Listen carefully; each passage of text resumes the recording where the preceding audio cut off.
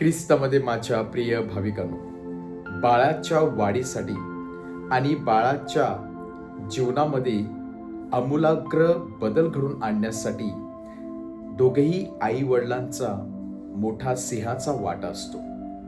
कारण जे बाळ कडू लहानपणापासूनच आई वडील आपल्या मुलांना देतात, ते बाळ कडू घेऊन, ते संस्कार घेऊन बाळ मोठं होत असते. त्या संस्कारामध्ये, त्या विचारामध्ये आणि त्या वातावरणामध्ये ते बाळ वाढत असते.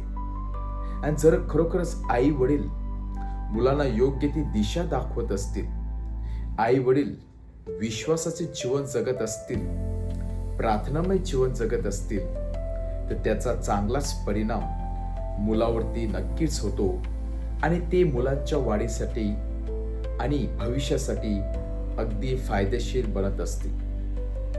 आज आपल्या समोर बाळ येशूचं उदाहरण आहे.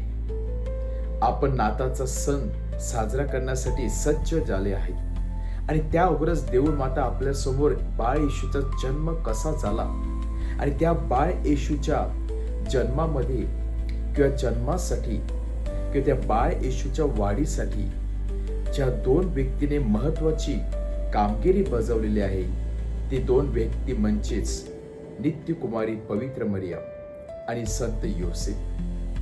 दोघेही अतिशय विश्वासू, केवळ परमेश्वराशीच नाही तर एकमेकाशी विश्वासू होते. पवित्र मरियेने मोठ्या विश्वासाने त्या परमेश्वराच्या हाकेला होकार दिला. परमेश्वराची योजना काय आहे ती तिने जाणून घेतली आणि आपलं सर्वस्व, आपले सर्व स्वप्न बाजूला ठेवून आपलं संपूर्ण जीवन परमेश्वराच्या हातामध्ये समर्पित केले. तर संत योसेफ यांनी पवित्र मरियेला योग्य वेळेला, योग्य ठिकाणी योग्य ती साथ दिली. जरी आजचं शुभवर्तमान सांगत आहे, जेव्हा आपली पत्नी जिच्याशी तो त्याचा एंगेजमेंट झालेला होता, जिच्याबरोबर तो लग्न करणार होता, ती जेव्हा पवित्र आत्म्याने गर्भवती झालेली आहे हे जेव्हा त्याला कळते, तेव्हा तो खरोखर डिस्टर्ब होतो. परंतु परमेश्वराची योजना ही स्वीकारून तो पवित्र मरियेचा स्वीकार करतो. एक विश्वासू बाप म्हणून संत योसेफ येथे आपल्या समोर येत आहे. एक मनुष्य असल्या कारणाने त्याच्या मनामध्ये अनेक प्रकारचे शंका आले. एक मनुष्य असल्या कारणाने पवित्र मरियेला गुपचूप सोडून देण्याचा त्याने प्रयत्न केला.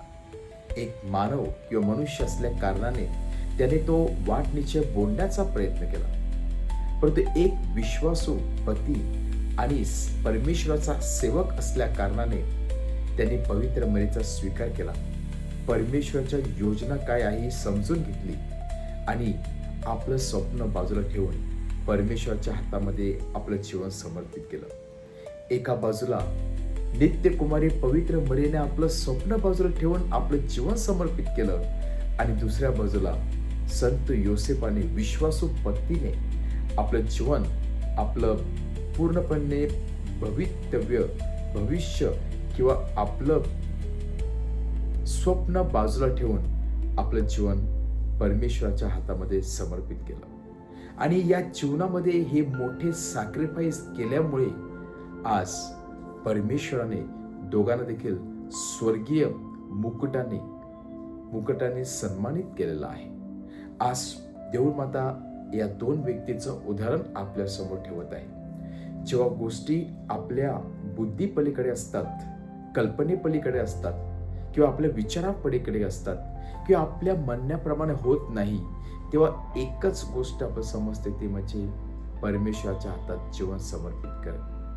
जेव्हा आपल्या जीवनामध्ये अशा गोष्टी घडतील, तेव्हा एक इझी किंवा सर्वात सोपा उपाय म्हणजे आपण आपलं जीवन परमेश्वराच्या हातात समर्पित करूया आणि परमेश्वर नक्कीच आपल्याला योग्य ती दिशा दाखवणार आहे आणि आपल्याला तो योग्य तो मार्ग दाखवणार आहे. आमेन.